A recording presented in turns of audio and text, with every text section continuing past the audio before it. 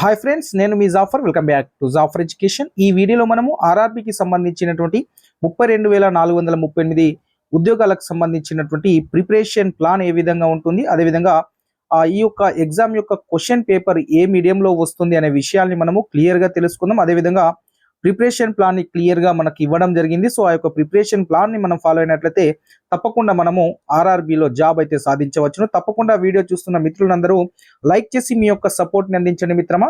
So మీకు మనము అన్ని రకాల పీడిఎఫ్ నోట్స్ మీకు జాఫర్ ఎడ్యుకేషన్ వాట్సాప్ గ్రూప్లో ఫ్రీగా అందించబడతాయి. మీకు ఆర్ఆర్బికి సంబంధించినటువంటి అర్థమెటిక్, రీజనింగ్, అదేవిధంగా జనరల్ సైన్స్కి సంబంధించినటువంటి అన్ని రకాల PDF notes Jafar education WhatsApp గ్రూప్లో షేర్ చేస్తాను. అదేవిధంగా మీకు డైలీ కరెంట్ అఫైర్స్ కూడా అందుబాటులో ఉంటాయి మిత్రమా. రైట్, ఇక్కడ చూసుకున్నట్లయితే ఫస్ట్ ఆఫ్ ఆల్ అందరికి ఉన్నటువంటి డౌట్ ఏంటంటే ఆర్ఆర్బికి సంబంధించినటువంటి ఎగ్జామ్ అనేది ఏ మీడియంలో ఉంటుందంటే తెలుగులోనూ ఎగ్జామ్ అనేది ఉంటుంది. చాలా మంచి విషయం మనకు తెలంగాణ అండ్ ఏపీ మిత్రులకు. చూడండి, ఇక్కడ 32,438 ఉద్యోగాలకు సంబంధించిన ఈ ఆర్ఆర్బి పోస్టులకు సంబంధించిన క్వశ్చన్ పేపర్ అనేది తెలుగులోనూ ఉంటుంది. సో తప్పకుండా ప్రతి ఒక్క అభ్యర్థి రాయండి, ప్రతి ఒక్క అభ్యర్థి అప్లై చేయండి మిత్రమా. 10th క్వాలిఫికేషన్ అండ్ లేదా ఏటీఏ ఉన్న వాళ్ళు కూడా అప్లై చేసుకోవచ్చును. శాలరీ కూడా స్టార్టింగ్ శాలరీ 35,000 రూపీస్ మీకు నెట్ శాలరీ అనేది రావడం జరుగుతుంది. గ్రాస్ శాలరీ మీకు దాదాపుగా 40,000 ప్లస్ ఉంటుంది. సో మీకు నెట్ శాలరీ 35,000 అయితే రాబోతుంది. రైట్ మిత్రమా, ఇక్కడ దాదాపుగా భారీ నోటిఫికేషన్ అని చెప్పాలి. చాలా మంది అభ్యర్థులు అప్లై చేసుకోండి. ఎందుకంటే ఇక్కడ ఒకసారి నోటిఫికేషన్ ప్రిపరేషన్ ప్లాన్ ని కూడా మనం తెలుసుకునే ప్రయత్నం చేద్దాం. సో ఆల్మోస్ట్ మనం డిఎస్సిలో చదివినటువంటి చాలా అంశాలు ఈ యొక్క ఎగ్జామ్ లో మనకు ఖచ్చితంగా ఉపయోగపడతాయి. ఒకసారి క్లియర్ గా చూసే ప్రయత్నం చేద్దాం మిత్రమా. చూడండి, ఇక్కడ 14 విభాగాల్లో ఈ పోస్టులను భర్తీ చేయనుండగా అందరికీ ఉమ్మడిగా పరీక్ష నిర్వహిస్తారు. ఏపీ, తెలంగాణకి చెందిన అభ్యర్థులకు తెలుగులోనే ఎగ్జామ్ రాసే అవకాశం కల్పించారు.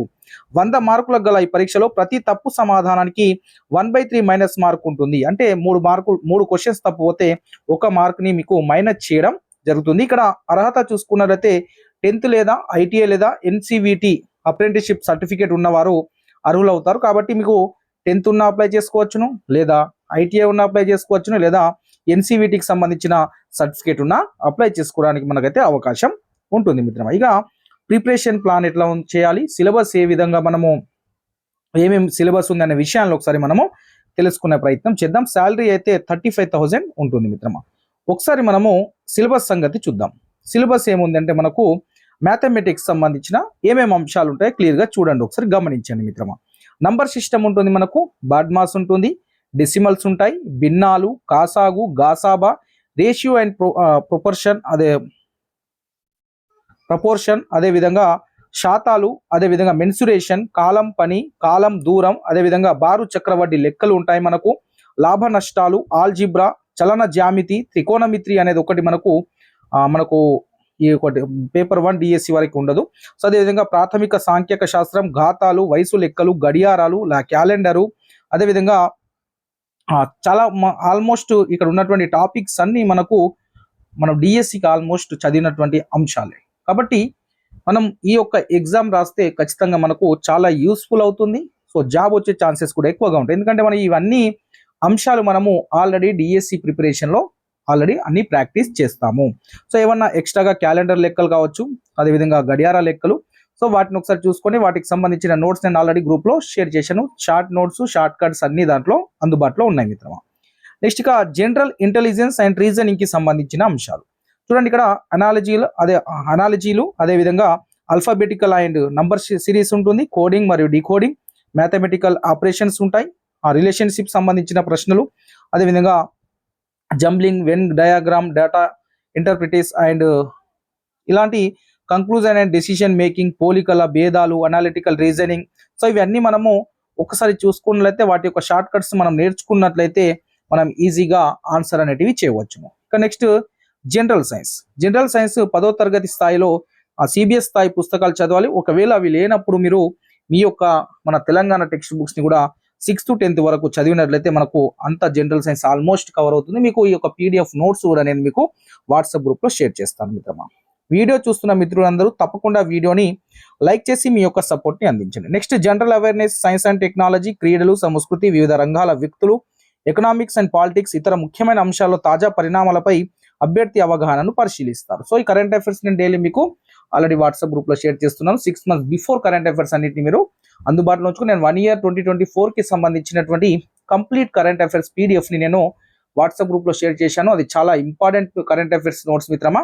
చాలా క్వశ్చన్స్ దాంట్లోకి వెళ్ళి వచ్చే అవకాశం ఉంటుంది. తప్పకుండా ప్రతి ఒక్కరు వాటిని చూసుకునే ప్రయత్నం చేయండి మిత్రమా. నెక్స్ట్ ఏ విధంగా మనం ప్రిపేర్ అవ్వాలనే విషయాన్ని ఒకసారి మనము క్లియర్గా తెలుసుకుందాం మిత్రమా.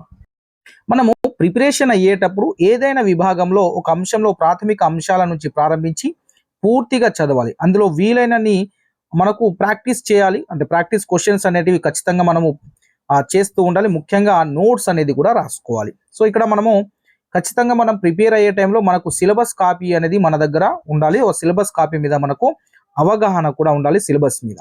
నెక్స్ట్ ఇక్కడ మనకు ఉన్నటువంటి సమయంలో సిలబస్ మొత్తం మనకు క్షుణ్ణంగా చదువుకుంటూ ప్రశ్నలు అనేటివి సాధన చేయాలి. అనంతరము పాత ప్రశ్న పత్రాలను మనము ఖచ్చితంగా పరిశీలించాలి. సో అవన్నీ నీకు వాట్సాప్ గ్రూప్లో షేర్ చేస్తాను. మనకు గతంలో ఆర్ఆర్బీకి సంబంధించిన అన్ని కంప్లీట్ రివిజన్ క్వశ్చన్ పేపర్స్ అంటే ప్రీవియస్ క్వశ్చన్ పేపర్స్ అన్ని జాఫర్ ఎడ్యుకేషన్ వాట్సాప్ గ్రూప్లో నేను షేర్ చేస్తాను. పరీక్ష కోణంలో ఆలోచించి ఏ అంశాలకు ప్రాధాన్యత ఇవ్వాలి, సో మళ్ళీ ఏవి చదవాలి, వీలైన మాదిరి ప్రశ్నలు సాధించాలి. సో ఇక్కడ జాఫర్ ఎడ్యుకేషన్కి సంబంధించినటువంటి వాట్సాప్ గ్రూప్లో మీకు ప్రీవియస్ క్వశ్చన్ పేపర్ కూడా షేర్ చేయడం జరుగుతుంది. ఇంకో విషయం ఏంటంటే మనకు ఎంత అవసరమో అంతే చదవాలి. ఎగ్జామినేషన్కి మనకు ఎంత అవసరమో అంతా చదివే ప్రయత్నమే చేయాలి. సో జాఫర్ ఎడ్యుకేషన్ అదే చెప్తుంది. సో అదే ఫోకస్ చేస్తుంది. So TET and DSC TET విషయంలో మీరు ఆల్రెడీ గమనించారు, మన క్వశ్చన్స్ చాలా రావడం కూడా జరిగింది. అదేవిధంగా రేపు రాయబోయే డిఎస్సి ఎగ్జామ్ కూడా ఆ విధమైనటువంటి ప్లానింగే ఉంటుంది. మీరు టెన్షన్ పడాల్సిన అవసరం లేదు. మీతో సిలబస్ అంతా కంప్లీట్ చేయిస్తాం. అదేవిధంగా ఆర్ఆర్బీకి చదివేటప్పుడు మనం ఆల్మోస్ట్ నెంబర్ ఆఫ్ మ్యాథ్స్కి సంబంధించింది కావచ్చు, రీజనింగ్కి సంబంధించి జనరల్ సైన్స్ కూడా ఆల్మోస్ట్ మన 6th 10th టెక్స్ట్ బుక్స్ చదివే ఉంటాం కాబట్టి మనకు ఆల్మోస్ట్ అన్ని కవర్ అయిన అంశాలే ఉంటాయి. సో లేని అంశాలు క్యాలెండర్ లెక్కలు, సో అవన్నీ ఒకసారి రీజనింగ్ లెక్కలు ఒకసారి చూసుకొని ప్రతి ఒక్కరు డిఎస్సి అభ్యర్థి ఈ ఆర్ఆర్బీ పోస్టులకు అప్లై చేయండి. ఎలిజిబిలిటీ ఉంటే మీకు తప్పకుండా అప్లై చేసి ఖచ్చితంగా ఎగ్జామ్ రాని కంపల్సరీ మీకు జాబ్ అనేది వస్తుంది. మంచి శాలరీస్ ఉంటాయి. సో మంచి ఒక దాంట్లో సెలెక్ట్ అయ్యారు అనుకోండి, దాంట్లో ప్రమోషన్ సర్కిల్స్ కూడా చాలా ఫాస్ట్గా ఉంటాయి. సో మీ లైఫ్ అనేది సెట్ అవుతుంది మిత్రులు. కాబట్టి ప్రతి ఒక్కరూ అప్లై చేసుకునే ప్రయత్నం చేయాలనే ఉద్దేశంతో ఈ విషయాన్ని క్లియర్గా చెప్పే ప్రయత్నం చేస్తున్నాను. పరీక్షకు ముందు కనీసం 20 మనకు ప్రాక్టీస్ టెస్టులు రాయాలి, మార్క్ టెస్టులు ఖచ్చితంగా అటెంప్ట్ చేయాలి. ఏ పరీక్ష అయినా మీరు ఖచ్చితంగా మనకు ప్రాక్టీస్ అనేది ఉండాలి. మన చదివినామా డైరెక్ట్ అక్కడే ఎగ్జామ్కి వెళ్తే కష్టం అవుతుంది. కాబట్టి తప్పకుండా మనం ప్రిపేర్ అయిన ప్రతి అంశానికి ఎగ్జామ్స్ అనేది కంపల్సరీగా రాయాలి.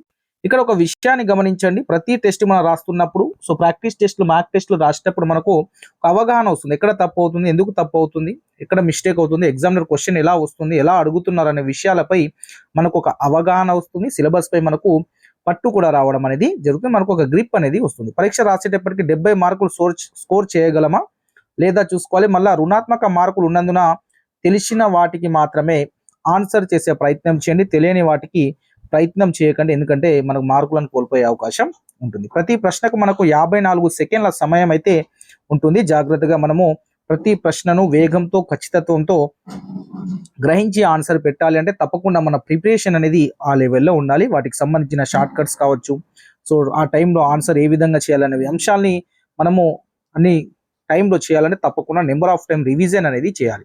పుస్తకాలను పరిమితంగానే ఎంపిక చేసుకోవాలి, వాటిని ఎక్కువగా సాధన చేయాలి.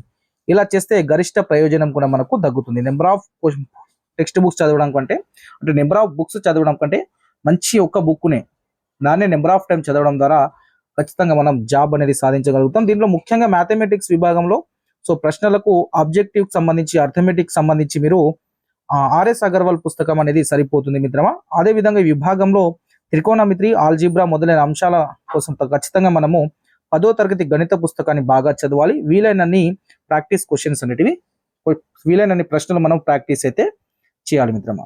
రైట్, ఇక్కడ అర్థమెటిక్కి సంబంధించి మనకు ఆర్ఎస్ అగర్వాల్ బుక్ తీసుకుని అది మీకు తెలుగులో కూడా జాఫర్ ఎడ్యుకేషన్ వాట్సాప్ గ్రూప్లో షేర్ చేస్తాను. ఇంగ్లీష్లో ఉంటుంది. సో తెలుగులో ఉన్నది కూడా ఆర్ఎస్ అగర్వాల్కి సంబంధించి మీకు అందుబాటులో వాట్సాప్ గ్రూప్లో పెట్టే ప్రయత్నం నేను చేస్తాను. ఇంకా జనరల్ ఇంటెలిజెన్స్కి సంబంధించి రీజనింగ్ విభాగానికి కూడా ఆర్ఎస్ అగర్వాల్ తీసుకోండి. రీజనింగ్ పుస్తకం లేదా ఏదైనా తీసుకోవచ్చు. ఏ పుస్తకం చదివినా అప్పటికి పరీక్షలో పేర్కొన్న అంశాలకే పరిమితమై వాటిని మాత్రమే సాధన చేయాలి. ఇక్కడ లేని అంశాలు, సిలబస్లో లేని అంశాలు చదివి టైం వేస్ట్ చేసుకునే కంటే సిలబస్లో ఉన్న అంశాలని నెంబర్ ఆఫ్ టైం ప్రాక్టీస్ చేసినట్లయితే మీకు మంచి స్కోర్ అనేది తప్పకుండా వస్తుంది మిత్రమా. నెక్స్ట్ ఇక్కడ జనరల్ సైన్స్లో మనకు ఖచ్చితంగా 8th 9th 10th పుస్తకాలు భౌతిక రసాయన శాస్త్రాలు, జీవశాస్త్రాలు పుస్తకాలను మనము క్షుణ్ణంగా చదవాలి. ముఖ్యంగా మనము ఇంపార్టెంట్ పాయింట్స్ అన్ని నోట్స్ను రాసుకున్నట్లయితే మనకు ఎగ్జామ్ ముందు రోజు తప్పకుండా మనకు ప్రాక్టీస్ అనేది అవుతుంది.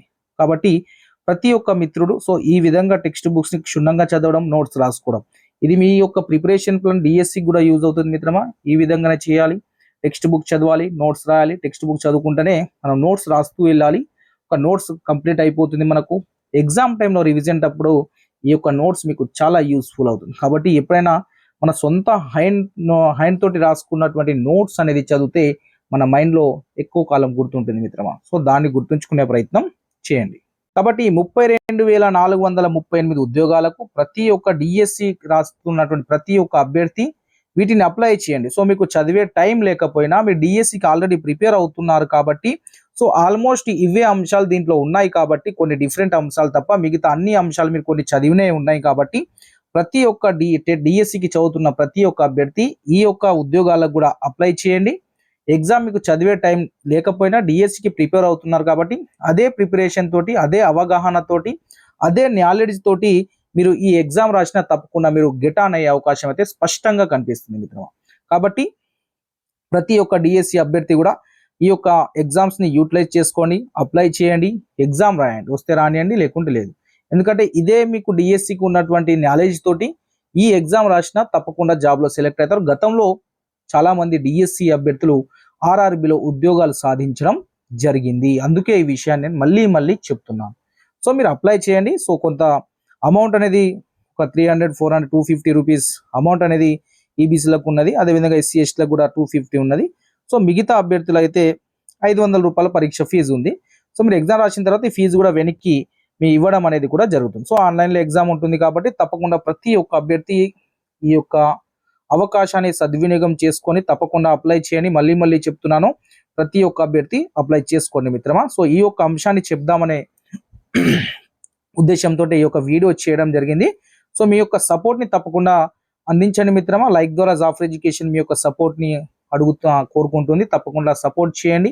అదేవిధంగా ప్రతి ఒక్కరు మీ యొక్క మిత్రులకు షేర్ చేసే ప్రయత్నం చేయండి. తప్పకుండా ప్రతి ఒక్కరు మన యొక్క ఛానల్ని సబ్స్క్రైబ్ చేసుకోండి. సో మిగతా మీ యొక్క మిత్రులకు కూడా సబ్స్క్రైబ్ చేసుకోమని చెప్పండి మిత్రమా. Thank you so much.